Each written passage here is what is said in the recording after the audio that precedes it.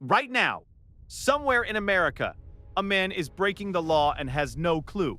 Every state has rules so insane you'll swear I made them up, but each one is real, with a code number to prove it. This is part one. 25 states, 25 laws that should not exist. Let's go. Number one, Washington. So back in the day, shoe stores had these gorgeous chrome machines. You'd slide your foot in. The salesman would slide his foot in. Your mom would slide her foot in. And everybody got to watch their own glowing skeleton wiggle its toes. It was magic. It was the future. It was also blasting everyone in the ankles with radiation like a tiny tanning bed for your bones. Turns out, repeatedly nuking children's feet to sell them sandals is, medically speaking, a bad idea. Who knew? So Washington made it illegal to use an X-ray to check if shoes fit. And honestly, respect. This is one of the rare weird laws that exists because we collectively learned a lesson. The lesson being, maybe don't irradiate the toddler for footwear. The bar was on the floor and we still tripped over it for about 30 years. So the next time your shoes are a little tight, just suffer like a normal American. It's safer and it's the law. Number two, Colorado. In Pueblo, Colorado, you are not allowed to let a dandelion grow taller than 10 inches on your property. 10 inches. They measured. Somebody on the city council pulled out a ruler and decided that at 9 inches, a dandelion is a charming little weed. But at 11 inches, it's a menace to society. Picture the criminal here.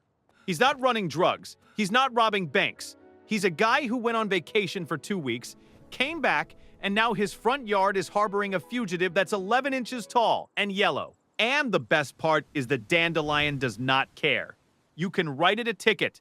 It will simply turn into 100 little parachutes and seed your neighbor's lawn out of pure spite. You didn't kill the weed. You declared war on a plant that reproduces by floating away and laughing. Pueblo, you're not enforcing a law, you're losing a war in slow motion. Number three, Georgia. Most towns have a law about what you can't do. Kennesaw, Georgia went the other direction. In Kennesaw, if you're the head of a household, the law says you are required to own a gun. That's right. It's not you're allowed to, it's where is it? This is the only place in America where you could theoretically get in trouble for being a pacifist. Imagine explaining that at a dinner party. Oh, I don't own a firearm. Sir, in this town, that's the crime. Now, there are about 1,000 exceptions, so don't panic. If you can't afford one, or you object to it, or you physically can't own one, you're fine. The town basically passed it in the 80s to make a point after another town banned handguns. So it's less a law and more a very loud bumper sticker that happens to be legally binding. Still, it's the only place where the welcome sign should read, population armed. Number four. It is a felony to possess more than $300 worth of salamanders. Let's sit with that. A felony. The same category of crime where you lose the right to vote. And the contraband is a small, damp lizard that breathes through its skin and screams in absolute silence. The real question is logistical. Who is pricing the salamanders? Is there a guy? Is there a salamander appraiser walking around going, ooh, this one's mint condition that's going to run you $40? Because to break this law, you'd need to know the going rate, which means somewhere there's a black market, which means somewhere there's a guy in a trench coat in an alley going, psst, hey buddy, you ever seen a tiger salamander up close? And the moment your collection hits $301, congratulations. You're not a hobbyist anymore. You're a kingpin. A wet, slimy, very quiet kingpin. Number five. Iowa takes butter seriously. So seriously that if a restaurant serves you margarine, they legally have to either put up a sign warning you or shape the margarine into a triangle so you don't get tricked into thinking it's real butter. A triangle. The state of Iowa decided the line between honesty and fraud is geometry. Round pat, you might be lying. Triangle, now it's the truth. The shape is the disclaimer. Imagine being so paranoid about fake dairy that you legislate the silhouette of the spread. This is a state that looked at a little gold square next to your toast and said, That square is hiding something. And they were right to be suspicious, because nothing says, I have something to confess, like a slab of fat shaped like the warning road sign for danger ahead. Somewhere in Iowa, a waiter is sculpting margarine into a perfect triangle, dead-eyed, whispering, the people deserve to know. Number 6. Kentucky. In Kentucky, it's illegal to use reptiles in a religious service. And before you ask, yes, this law exists because they had to make it. That's the part that gets me. You don't write a rule about snakes in church unless snakes in church was a regular Sunday situation. This comes from the old snake handling tradition, where folks would prove their faith by passing a live rattlesnake around the congregation like a collection plate that could kill you. Nothing tests your relationship with God quite like a venomous reptile and the phrase, if your faith is strong, you'll be fine. And the law is great because it implies the worst case scenario already happened. Somewhere, some preacher held up a snake. The snake disagreed theologically, and the state legislature said, okay, that's enough. The Lord can be praised at a safe distance from the cottonmouth. Faith moves mountains. It does not statistically move fast enough to dodge a snake. Number 7. Louisiana. Most weird laws ban something. Louisiana passed one to protect something, and that something is jambalaya. There's an actual state law that says traditional jambalaya can be cooked out in the open at a public gathering. Sanitary codes be damned. Louisiana looked at its own health department and said, not today. A bureaucrat tried to walk up to a giant black pot of rice and sausage bubbling in a parking lot and said, sir, do you have a permit for that? And the entire state of Louisiana said, this is jambalaya. It is older than your clipboard. Step back. And you have to love a place where the food has more legal protection than half the people. This is a state that will let you cook a 50-gallon vat of meat over an open flame next to a gas station. And the law's only response is smells incredible, carry on. You can't regulate joy. They tried. Joy won. Number 8. Massachusetts. Happy hour is illegal. Statewide. The thing every other state uses to survive Mondays, half-price drinks for a couple hours after work. Banned. Now, the reasoning was actually noble. Back in the 80s, there were some horrific drunk driving deaths, and the state figured if you stopped bars from racing people to get hammered on a discount, you'd save lives. Fine. Reasonable? Dark, but reasonable. But the day-to-day effect is just emotional. You move to Boston, you survive your worst workday ever, you walk into a bar at 5 p.m. and go, thank God, half-price margaritas. And the bartender looks at you with the cold, hollow eyes of a man who has delivered this news 1,000 times and says, not here, friend. Full price. Forever. In Massachusetts, your sorrows cost retail. There is no discount on coping. Welcome to New England. Number 9. Michigan, cheating on your spouse is technically a felony. A felony. The same legal bucket as serious, hard crimes. On paper, the affair and the armed robbery are filed in the same drawer. Now do they enforce it? Of course not. If Michigan actually prosecuted adultery, the courts would never see another case again. No murders, no robberies. Just an endless line of guilty people clutching motel receipts. The entire state would grind to a halt under the sheer weight of, it's complicated, but it's still on the books. Which means somewhere in Michigan, a divorce lawyer is sitting on the legal nuclear option going, you know, technically, and choosing, out of mercy, not to push the button. It's the law everyone breaks and nobody mentions. Kind of like the speed limit, except the speed limit doesn't show up to your kid's graduation and sit 2 rows away from the affair. Number 10. In Nebraska, you are not allowed to get married if either person has a venereal disease. That's the law. Before you say your vows, the state would very much like a clean bill of health, romantically speaking, which raises a beautiful, horrifying question for the wedding day. At what point does this come up? Is there a moment somewhere between I do and the cake where an official leans in and goes real quick before this is binding? Anybody got anything to declare? It's the least romantic possible interruption. You've got the dress, the flowers, the open bar that, if this were Massachusetts, would be full price. And the law's only concern is, medically, are we sure about this? In fairness, it's an old public health relic from a time before antibiotics, when this stuff was a much bigger deal. But the mental image never gets less funny.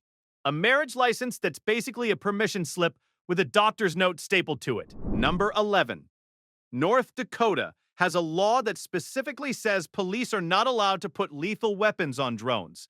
And I want you to notice the energy of that. You don't pass a law saying, don't arm the flying robots in a vacuum. Somebody, somewhere, had the idea. Somebody pitched it.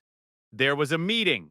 This is one of those laws that's funny right up until you realize it's actually the responsible adults in the room going, okay, before this gets out of hand, and it will get out of hand, let's write down in ink that the sky robots do not get guns. It's the kind of rule that sounds like science fiction and is, in fact, just Tuesday. We live in a world where should the drones have firearms was a real question with a real answer. And that answer required a chapter of the state code. Sleep tight. The drones are unarmed.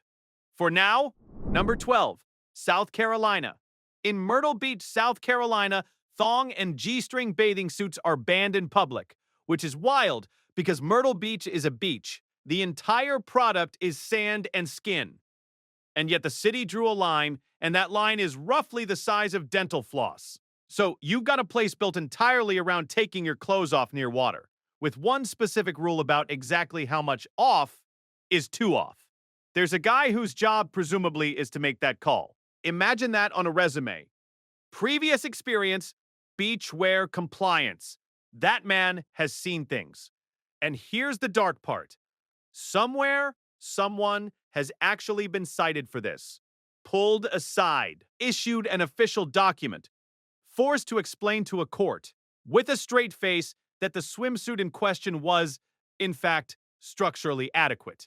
Myrtle Beach, come for the ocean, stay because you're filling out paperwork about your butt. Number 13.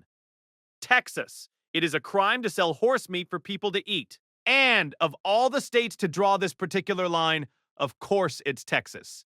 The horse is basically a coworker down there. It's got more cultural standing than most humans. You don't eat the horse. The horse is in the family photos. What I love is how specific it is. It's not don't eat horse. It's don't sell it for human consumption. There's a commercial angle, which means at some point, somebody tried to open a business. And the business model was horse for dinner.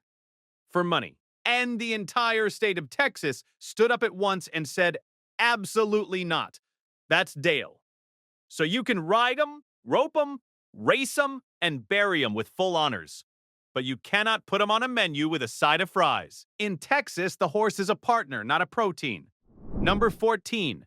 In Wyoming, it's illegal to ski while impaired, which means somebody, at some point, got drunk enough that they pointed themselves down an icy mountain at 40 miles an hour, and the state had to formally write down, yeah, don't do that one.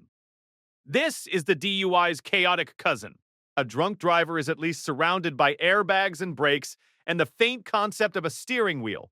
A drunk skier has two slippery planks, a beer buzz, and gravity, which is undefeated. And the genius of the law is that the impaired skier is a danger almost entirely to himself and one specific tree he is about to become best friends with.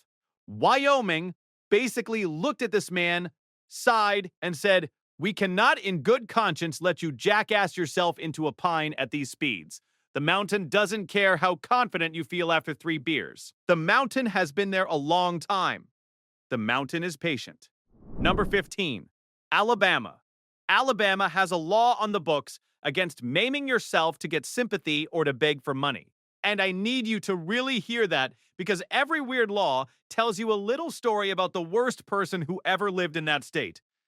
This one story is rough. Somewhere, at some point, somebody figured the move to a better income wasn't a job.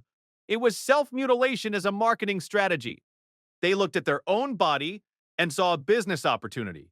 And they did it often enough, or visibly enough, that the legislature had to step in and say, okay, we have to make this illegal specifically, because asking nicely clearly isn't working. That's the dark genius of these old statutes. They're confessions. Every one of them is the state admitting in legal language this happened here more than once. And we'd really prefer it stopped. Alabama, where the law had to clarify that you are not allowed to be your own villain origin story. Number 16. Alaska.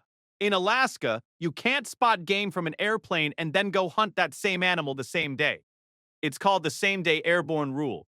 And it exists because Alaskans are built different and the wildlife needed a head start. Think about what this implies.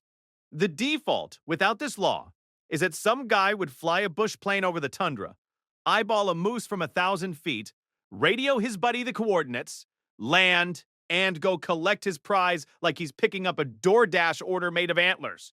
That's not hunting. That's air superiority. So the state stepped in and basically said no. The moose gets a sporting chance, you absolute predator. You want to hunt? Use your legs and your eyes like a caveman. The sky is not your scope. It's the only place where the law's entire purpose is to make sure the moose isn't getting jumped. Alaska looked at the food chain and decided to put a thumb on the scale for the animal that's losing.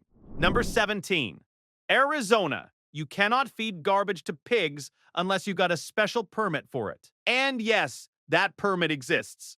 Which is the funniest part. There is a piece of government paper whose entire job is to confirm this person is allowed to feed trash to swine. The reasoning is actually solid. Feeding pigs raw garbage can spread disease. So you're supposed to cook the slop first, and the whole thing's regulated. Public health. Makes sense. But strip the context away, and you've just got a state where licensed garbage to pig operator is a real classification a human being can hold. Picture the inspector showing up. He's not checking your taxes. He's checking the pig's lunch. Sir, what is this swine eating? Garbage. And do you have authorization for that garbage? And you proudly produce a laminated card. It's the American dream. Somewhere in Arizona, a man pays his bills by being legally certified to throw trash at a pig. Number 18. Delaware. In Delaware, it is a crime to sell, trade, or offer up the fur of a house cat or a dog. And once again, they don't write this law unless somebody somewhere was running a side hustle that made everyone in the room slowly turn and stare. This is one of the genuinely grim ones hiding behind a ha-ha weird law headline. The reason it exists is that in the broader fur trade, this is a real thing people have actually done, and Delaware decided to slam that door shut by name. Cats and dogs, specifically. The pets get legal protection from becoming a coat. So the dark joke writes itself, but I'll keep it light. In Delaware, your golden retriever is safe not just because you love him, but because turning him into a scarf is a Class B misdemeanor. Nothing says man's best friend like a law clarifying you can't wear him. Good boy. Legally protected good boy. Number 19. In Derby, Kansas, it's illegal to squeal or screech your tires. Like, that's the whole crime. You can drive perfectly safely, perfectly legally, and the single thing that tips you into outlaw status is the sound. This is a law for one specific type of guy, and you know exactly who he is. He's 19. He's got a Honda Civic with a muffler the size of a soup can and the horsepower of a hairdryer. He pulls out of the gas station, floors it, makes a noise like a dying pterodactyl, and immediately gets pulled over, not for speeding, but for the audacity of the audio. Derby looked at this kid and said, "We cannot ticket you for being 17 and insecure, but we can ticket the noise. And frankly, that'll cover it. It's the only place where you can get fined for vibes." The crime isn't the speed. The crime is letting everyone hear how badly you wanted them to notice. Number 20. Maine. In Maine, if a place serves alcohol, people technically can't just start dancing there. The venue needs a special amusement permit first. So in certain spots, the dancing is licensed. The fun has paperwork. Now I'll be straight with you. This one's real, but it's fuzzy. The exact rules shift town to town. So don't go quoting me to a judge. But the spirit of it is pure Footloose, and I refuse to let that go. There is a corner of Maine where the plot of Footloose was, at one point, basically the actual law.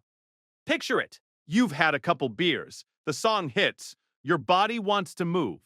And the bartender slowly shakes his head. Not here. We don't have the permit. And you have to sit there, perfectly still, holding in a boogie like it's a sneeze in church.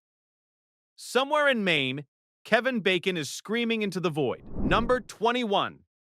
Maryland. There's a Baltimore Parks rule that says you're not supposed to wear a sleeveless shirt, even while you're exercising. So you go to the park to work out, to sweat, the most natural place on earth to wear a tank top, and that's allegedly the one outfit that's a problem. I say allegedly because this one's an old, dusty regulation. The kind that may technically exist while everyone with a badge has wisely agreed to never ever look at it. But the comedy is in the contradiction. The park is for moving your body. The shirt is for moving your body. And the rule is, yes, but cover the shoulders, you animal. It's the most passive-aggressive dress code in America. Not even a no-shirt rule. That'd make sense. A no-sleeveless rule. The shoulders specifically were deemed too much. Baltimore looked at a man's deltoids and said, "That, sir, is indecent in a public green space. Bring a cardigan to your cardio." Number 22. Missouri allegedly has a law that says if a bull runs loose in your town for more than 3 days, any citizen is allowed to, neuter it, provided there are 3 witnesses present. And I'll tell you up front, nobody can actually find this one written down anywhere, which honestly makes it better. It's folklore, a legend, the kind of thing that gets passed around so much it feels true. But just sit with the rules of the legend, because whoever invented it was a poet. 3 days, not 2, the bull gets a generous weekend to wander before the town's patience runs out. And 3 witnesses, because apparently this is a procedure with enough gravity that you need a quorum. You can't just do it. You need an audience. It's practically a town hall meeting with a very specific, very surprised guest of honor. Real or not, somewhere in Missouri, there's a bull who has no idea how close he came and how many people watched. Number 23. New Hampshire has rules against hauling off the state's groundwater in bulk and selling it without permission. Basically, you can't just show up, tap into the aquifer, and ship the state's water out the back door for profit. This sounds boring until you realize it's the plot of about 40 corporate thriller movies. The little town, the big water company, the guy in the suit who wants to drain the well and sell it back to you at $4 a bottle. New Hampshire saw that coming and said the water stays, pal. And in the age we live in, this is the law that quietly ages into being the smartest one on this whole list. Everybody's laughing at the dandelion and the margarine triangle, and meanwhile, New Hampshire is sitting on a stockpile of the one resource you literally cannot live without. Going, yeah? We wrote that down a while ago. Live free or die. Specifically, die of thirst, because you're not taking the water. Number 24. New Mexico. New Mexico's constitution at one point had old language barring idiots and insane persons from voting. Now, to be crystal clear, this is dead. Antique wording from another century. Not something anyone is out there enforcing. So nobody's checking your sanity at the ballot box. But the word, idiots, just sitting there in the founding legal document of an entire state in that confident old-timey font. They didn't dress it up. No persons of diminished capacity. Just idiots, not allowed. Next, and the joke that writes itself every single election in every single state is, well, if we actually enforce that one nationwide, voter turnout would be a fascinating number. The lines would be a lot shorter. Some very famous people would be very nervous. New Mexico, in its old age, basically left a sticky note on democracy that said, "We have standards," and then never defined them. Bold, vague, a little judgmental, honestly relatable. Number 25. Ohio. Ohio law requires that every toilet in a coal mine be supplied with an adequate amount of toilet paper. Break that rule and the operation can get hit with a fine up to $2,000. I love this one because it's so deeply, beautifully specific. of all the things that can go catastrophically wrong half a mile underground. Cave-ins, gas, the crushing dark. The legislature looked at the list and went, you know what we really need to nail down? The bathroom situation. But here's the thing. They're right. There is no worse place on planet Earth to run out than a coal mine. You're 1,000 feet down, you're covered in soot, you're at the absolute mercy of geology, and now this. There is no corner store. There is no backup. There is only you, the dark, and a terrible decision. So Ohio, in its wisdom, put a price on dignity. $2,000. And down in those mines, that might be the most important law on the books.